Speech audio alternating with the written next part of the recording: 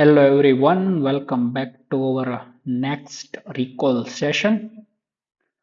So today we're going to discuss with you about physiology recall questions of AIIMS-PG that is conducted at 2017. So let us start discussing the questions. So our first question is, given below is the demonstration of titanization in the gastrocnemius muscle of a frog. Identify the titanizing frequency. So this is the demonstration of titanization in the gastrocnemius muscle of a frog. They have told you to identify the titanizing frequency. So titanizing frequency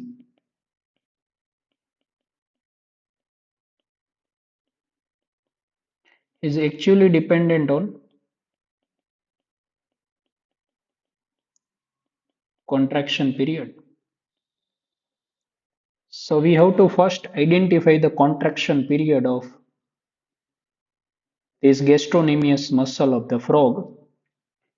So contraction period is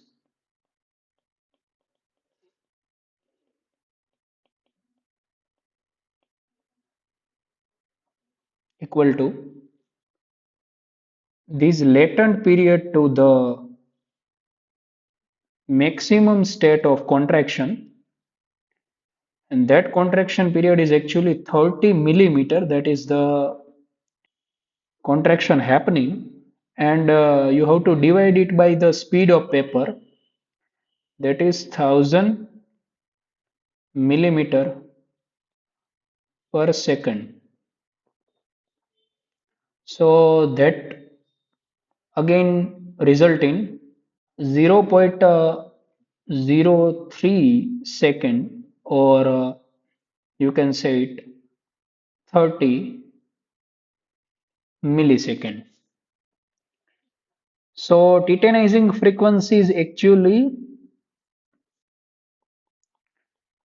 1 upon contraction period, and that contraction period is actually 30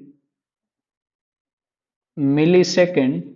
So that is 1000 upon 30, so that will become 33. So 33 is within the range of 30 to 35. So here the answer is B, 30 to 35 hertz. Okay,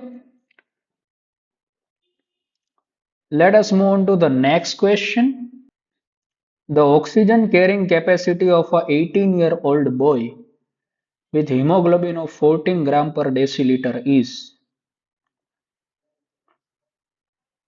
See, the hemoglobin level is 14 gram per deciliter, and you have to identify the oxygen carrying capacity of the boy.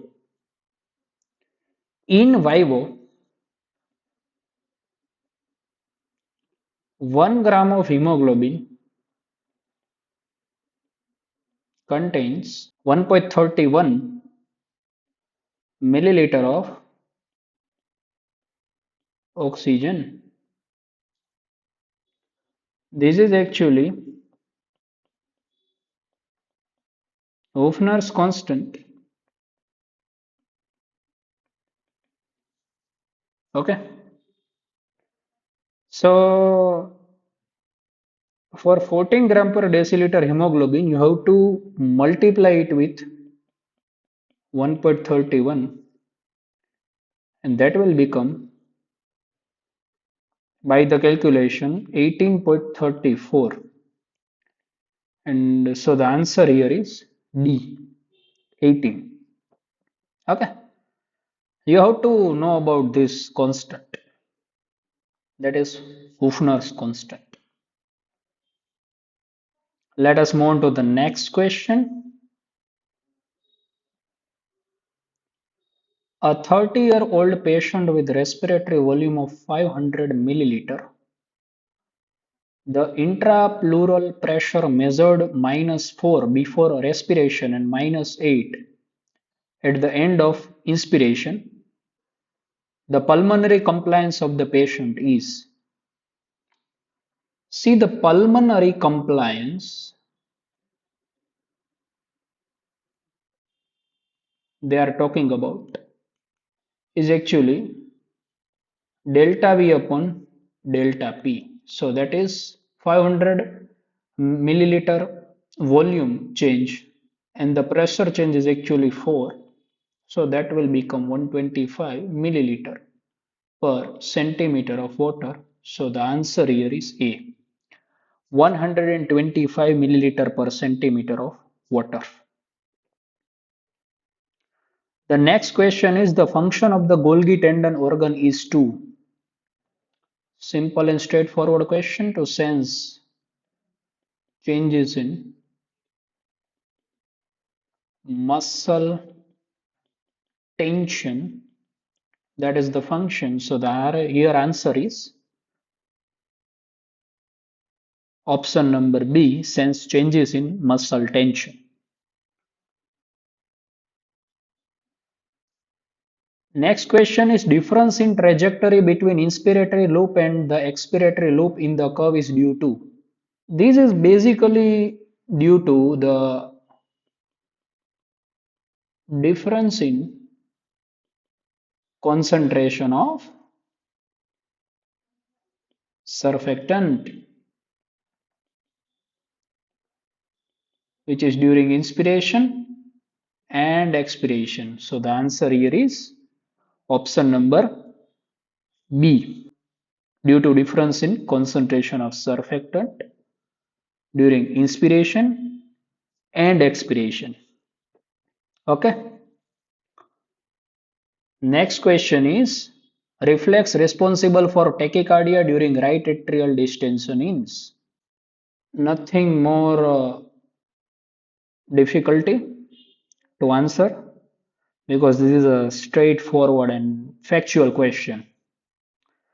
Right atrial distension will lead to tachycardia. Right atrial distension, and that will lead to tachycardia. This is due to Bainbridge reflex. So the answer here is option number B, Bainbridge reflex.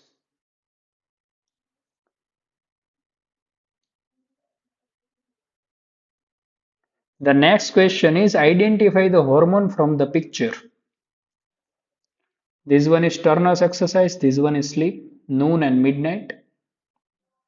The hormone are increasing during sleep and during Turner's exercise.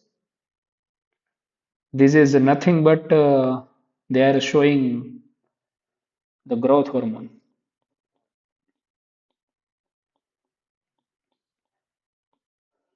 Because the growth hormone is the hormone that is low during day, increase during Turner's exercise, as well as sleep time. So the answer here is A, growth hormone. The next question is feed forward control system is employed during the regulation of blood volume, pH, temperature or blood pressure. First of all, what is feed forward control system?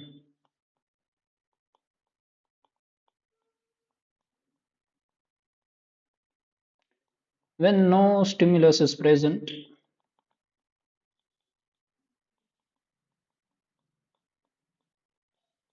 and still the system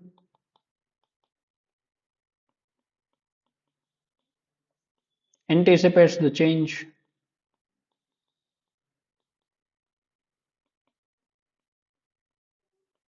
and make the correct changes.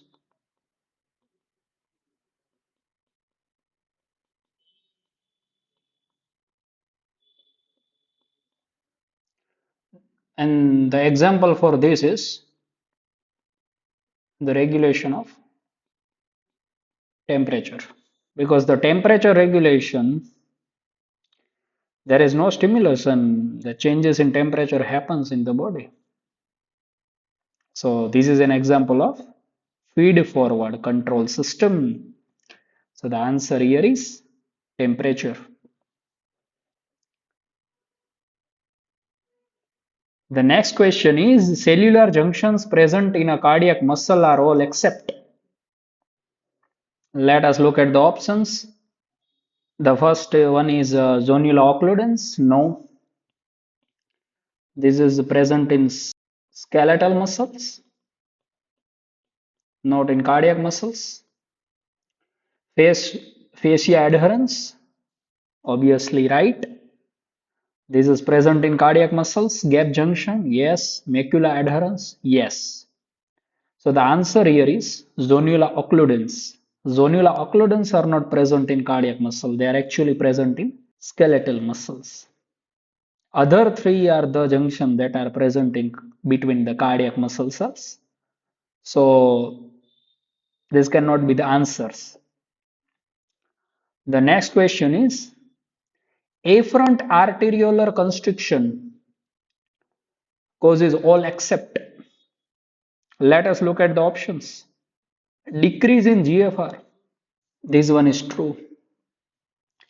Many say is that this cannot be caused by afferent arterial constriction because afferent arterial constriction is responsible for increase in GFR.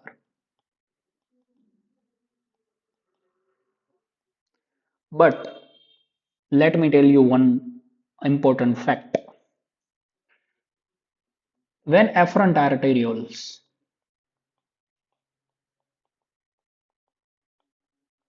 constricts, there is decrease in GFR and then there is increase in GFR. Okay. So decrease in GFR is followed by increase in GFR. So afferent arterial constriction can cause decrease in GFR. Absolutely yes. The next option is decreases renal blood flow.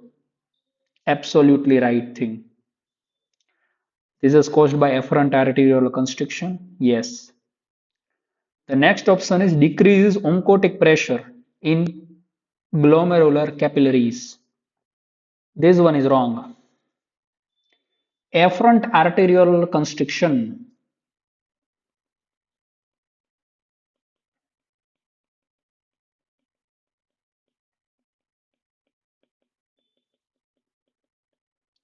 actually increases glomerular oncotic pressure.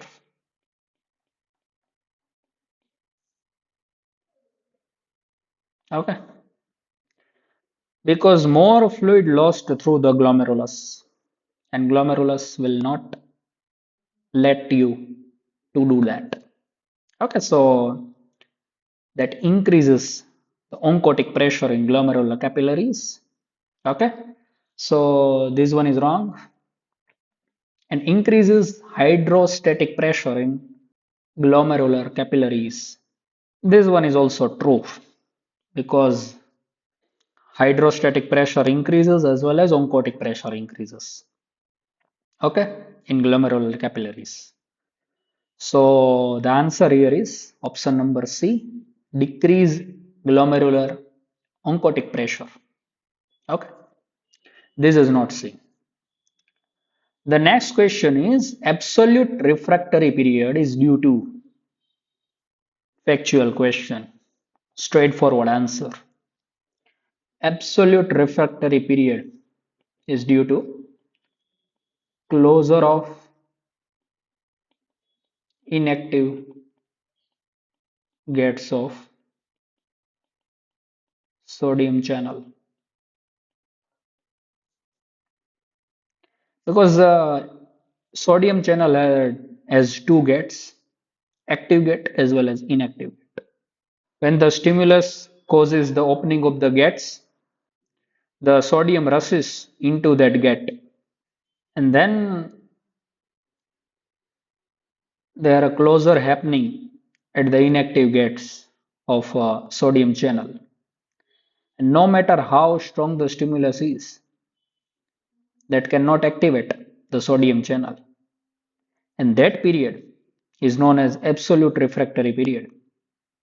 So when closure of inactive gates of sodium channel happens, that period happens. Okay. So the answer here is D. The next question is X, Y, Z are three permeable ions. X minus 50, Y is minus 30.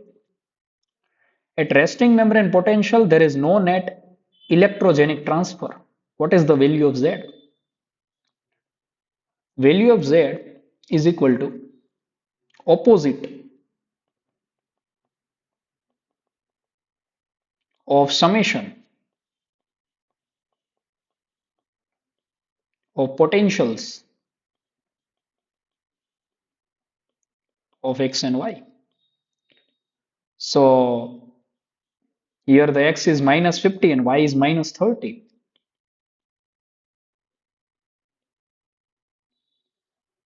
So it is minus 80 and the value of Z is plus 80. Answer here is C. Okay. The next question is slow waves are generated by simple, straightforward question. Myenteric neurons? No. Smooth muscle cells? No. Interstitial cell of Cajal? These are actually pacemaker cells. And yes, they generate slow waves. And the last one is parasympathetic neurons? No. So slow waves are generated by interstitial cells of Cajal. Okay. The next question is a patient has a blood glucose level of 200 milligram per deciliter and GFR of 90 milliliter per minute. What is the amount of glucose excreted if the transport maximum of the patient is as shown below? In this type of question, we have to do calculation by calculation of total filtered glucose. That is GFR into plasma glucose concentration. Okay. GFR is actually 90 milliliter per minute.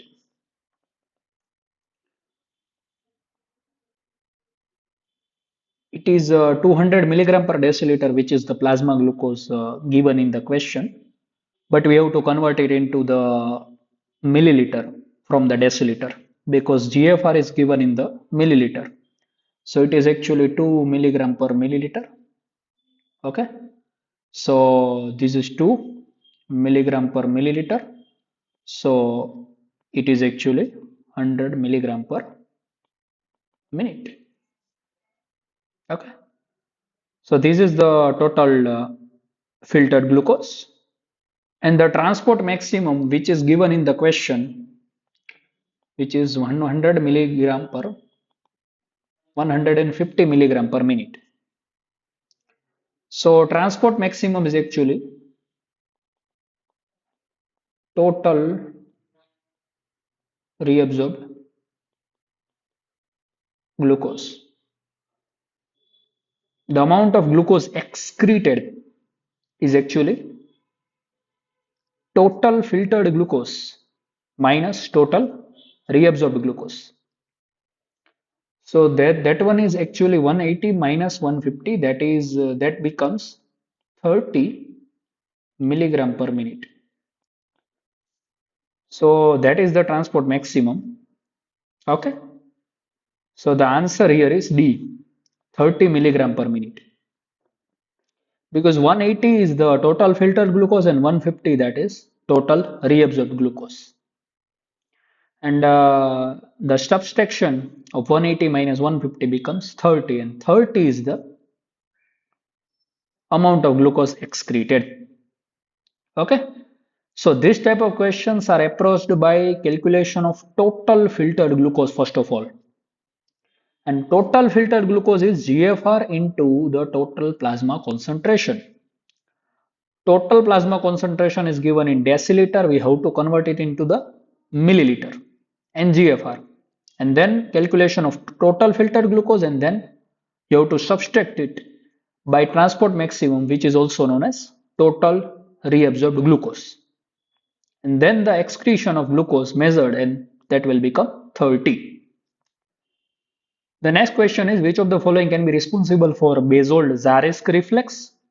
Substances which are responsible for Basol-Zarisk reflex are serotonin, capsaicin, phenylbiguanide,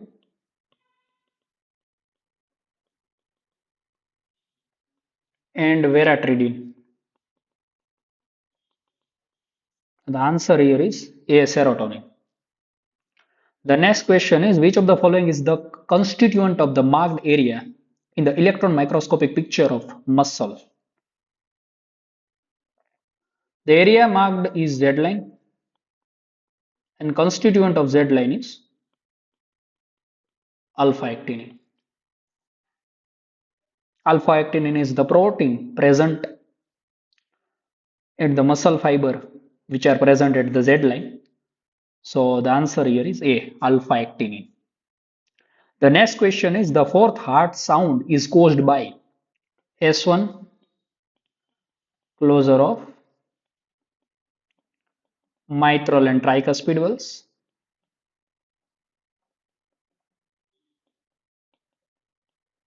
S2, that is the closure of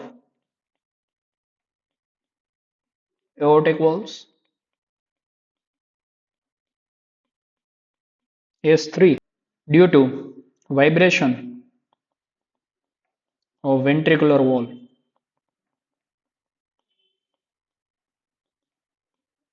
during systole, and S4 is due to ventricular filling. Okay, so S4 heart sound is due to ventricular filling. The next question is, A wave on jugular venous pressure is 4.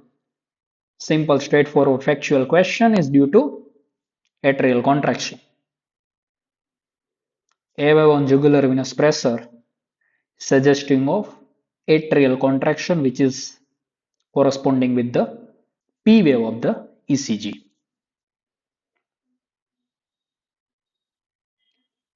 In the two vessels shown below, assume the pressure along the both vessels is the same, and both follow linear flow pattern. What will be the amount of blood flow in A compared to B? According to Poiseuille law, the volume flux is directly proportional to the radius of quarter and inversely proportional to the length. Okay, so radius is becoming 2 times means 16 times, but length is becoming half. Okay, so you have to divide the 16 by 2, so that is 8.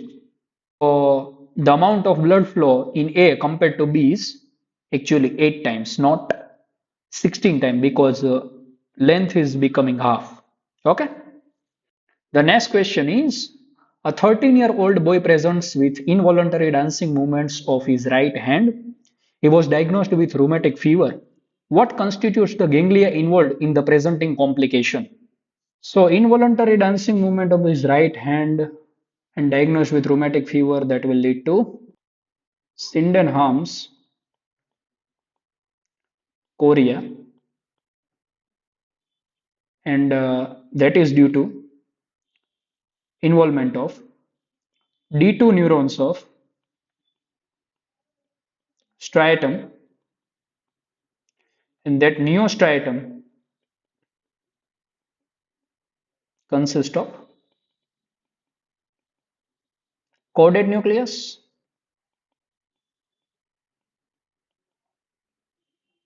as well as putamen. The answer here is coded nucleus and putamen. Okay.